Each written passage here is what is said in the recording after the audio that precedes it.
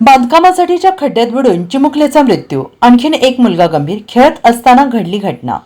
जाडेर बोबला तालुका जत येथे बांधकामासाठी खणण्यात आलेल्या पाण्याच्या डबक्यात बुडून 14 महिन्याच्या चिमुकल्याचा मृत्यू झालाय. एकाचा जीव वाचलाय. श्रवण महेश चनगौंड, वय वर्ष 21, 4 महिने असं मृत चिमुकल्याचं नाव आहे आणि ही घटना सोमवारी दुपारी 12 वाजता घडली आहे. करण महेश चनगौंड, वय वर्ष 2 वर्ष 5 महिने, राहणार जाडेर बोबला तालुका जत, याची प्रकृती गंभीर आहे. त्यास पुढील उपचारासाठी मिरजेला हलवलं आहे. महेश चनगौंड यांच्या शेतात घराचं बांधकाम सुरू आहे.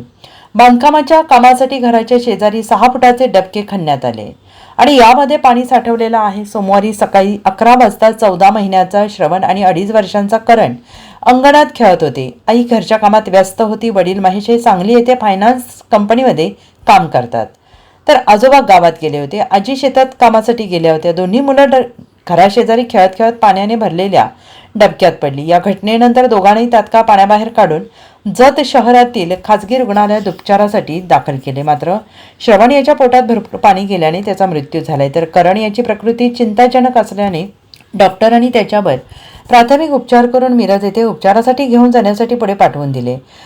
जत ग्रामीण रुग्णालयात शवविच्छेदन करून श्रवण याचा मृतदेह नातेवाईकांच्या ताब्यात दिला. या घटनेची उमदी पोलीस ठाण्यात नोंद झाली आहे. Bureau report, SBN Marathi, Jat.